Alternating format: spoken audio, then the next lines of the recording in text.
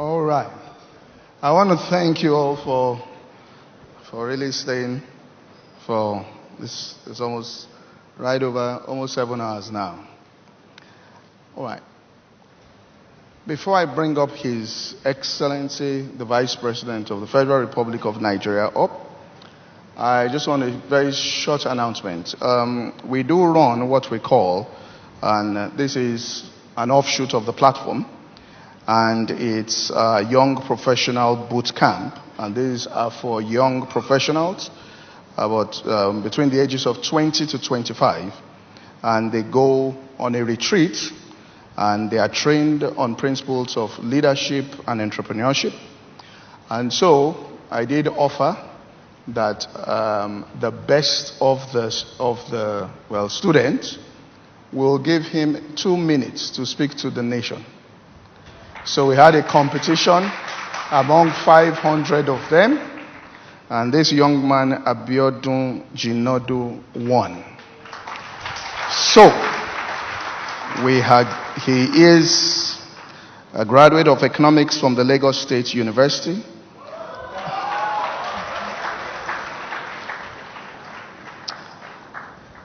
And currently he's in the Human Resources Department of Lafarge Africa PLC. So he will speak on his story of Nigeria for 3 minutes. So where are you? Mr. Abiodun Jinodu. All right.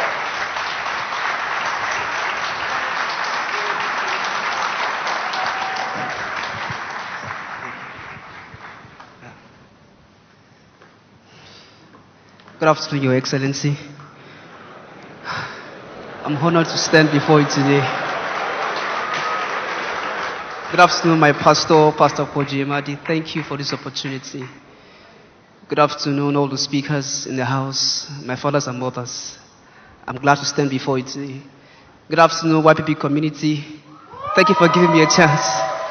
Good afternoon, everyone. Good afternoon, Nigeria. I am a survivor.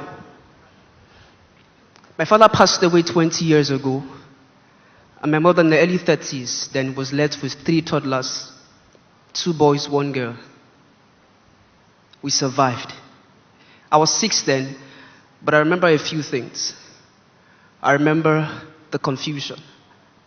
I remember the smell of embalming fluids pervading the atmosphere of the house. I remember the hardship. I remember being sent home from school many times, then being recalled a few hours later because my headmaster could not bear my mother's tears and pleading. I remember constant darkness because NEPA bills were left unpaid. My mother had to prioritize, and she decided that electricity was not necessary for survival. Besides food, only education was necessity.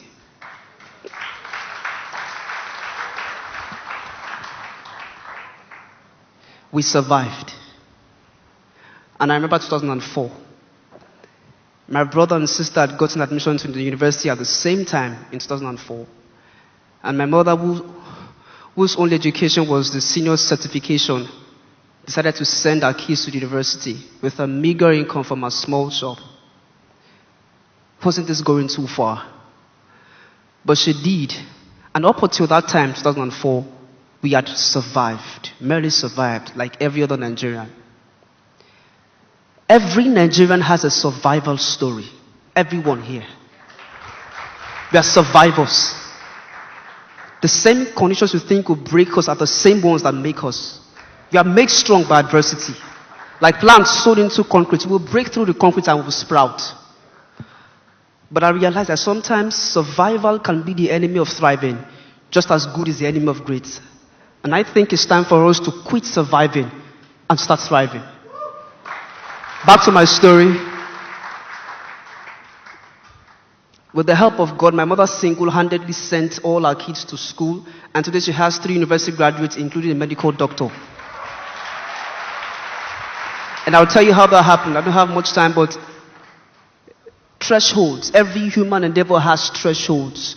Thresholds are a point beyond which progress becomes too costly and seemingly impossible. At the gates of thresholds lies adversity. And we may pull back adversity, but when we embrace adversity and press further, we enter into a realm of endless possibilities. Our adversity and our threshold was secondary education, but we persisted further. And we are glad about that.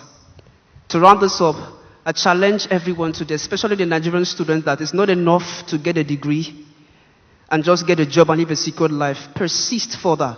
Go further. Build a career until you become a global voice. I challenge every business owner that it's not enough to start a business to just get by. As good as that is, persist further. Build a built-to-last empire.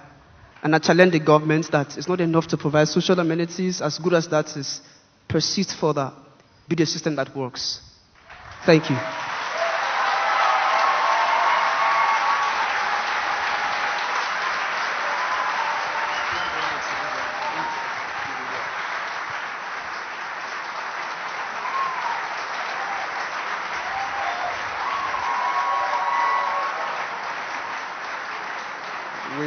All right, we may all be seated.